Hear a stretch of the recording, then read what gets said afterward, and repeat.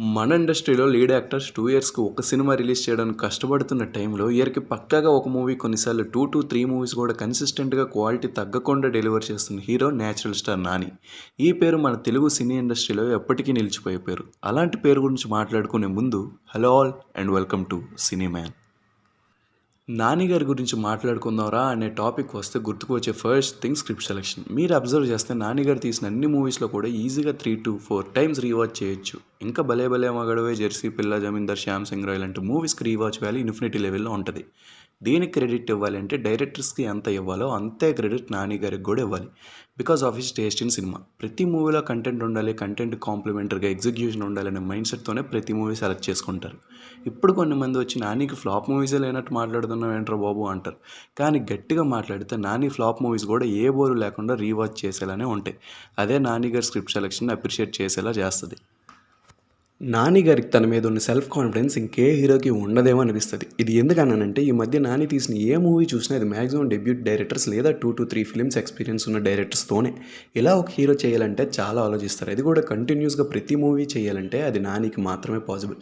ఎందుకంటే తను సెలెక్ట్ చేసుకున్న స్క్రిప్ట్ని అంత కేర్ఫుల్గా అంటారు. మరి నాని గారిని అందరికంటే కొంచెం స్పెషల్గా ఉంచేది అండ్ తన సక్సెస్కి మెయిన్ ఫార్ములా కన్సిస్టెన్సీ. బహుశా మన ఇండస్ట్రీలో తనకి ఉన్నంత కన్సిస్టెన్సీ ఇంకే హీరోకి ఉండదేమో. ఈ మధ్య ప్రభాస్ గారు కూడా మెయింటైన్ చేస్తున్నారు. బట్ లాంగ్ టర్మ్లో అయితే నానిని కన్సిస్టెన్సీలో కొట్టేవాడే లేడు.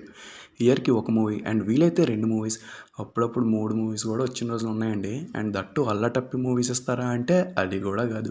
తన ఫిల్మోగ్రఫీలో సగం మూవీస్ అన్నీ క్లాసిక్సే. ప్రతి మూవీలో ఒక ఎమోషన్, ఒక పర్పస్ అండ్ ఎంటర్టైన్మెంట్ ఉండేలా చూసుకుంటారు. ఇంకా ఫ్యూచర్లో కూడా ఈ కన్సిస్టెన్సీ డోస్ ఎక్కువే ఉంటుంది. అండ్ తన లైనప్ చూస్తేనే అర్థమవుతుంది అది. అండ్ క్వాలిటీ కూడా ఎక్కడ మిస్ అవ్వదు. ఎందుకంటే అవి నాని సినిమాలండి, డౌటే లేదు. నెక్స్ట్ వచ్చే సరిపోదా శనివారంకి అయితే పిచ్చ వెయిటింగ్. అంటే సుందరానికి ఇలాంటి మాస్టర్ పీస్ ఇచ్చిన కాంబో ఈ మంత్లోనే రిలీజ్ ఉంది. Can't wait for that. ఇక నాని గురించి మాట్లాడుతూ యాక్టర్ నాని గురించి మాట్లాడకపోతే పెద్ద పాపం చేసినట్టే. మన ఇండస్ట్రీలోనే కాదు, ఇండియన్ ఇండస్ట్రీలోనే ఏ రోల్కి అయినా వర్సిటైల్గా సెట్ అయిపోయే యాక్టర్స్లో ఒక డైమండ్ మన నాని గారు కూడా. దానికి పర్ఫెక్ట్ ఎగ్జాంపుల్ జెర్సీ అండ్ అంటే సుందరానికి. జెర్సీ కేసులో నాని యాక్టింగ్కి మనం పిచ్చి పిచ్చిగా ఎమోషనల్గా కనెక్ట్ అయిపోయి ఇప్పటికీ ఆస్కార్ రేంజ్ పర్ఫార్మెన్స్ రాని అని మాట్లాడుకుంటాం. ఇప్పుడు అంటే సుందరానికి దానికి ప్యూర్ ఆపోజిట్. సినిమా మొత్తం నవ్వుతాం అండ్ క్లైమాక్స్లో ఒకేసారి ఎమోషనల్ అవుతాం. దీనికంటే ఏం చెప్పగలం చెప్పండి ఆయన యాక్టింగ్ గురించి. అండ్ ఈ మధ్యన ఫిలింఫేర్ అవార్డ్ దసరాకి వచ్చింది అండ్ నెక్స్ట్ నేషనల్ అవార్డ్, ఆ నెక్స్ట్ ఆస్కార్ తెచ్చే సత్తా ఉన్న యాక్టర్ మన నాని. సో ఫ్యూచర్లో కూడా ఇదే కన్సిస్టెన్సీతో నాని గారు ఇంకా పైకి ఎదగాలని కోరుకుంటూ సైనింగ్ ఆఫ్ సినీ మ్యాన్. ఇలాంటి వీడియోస్ ఇంకా కావాలంటే please do subscribe our channel.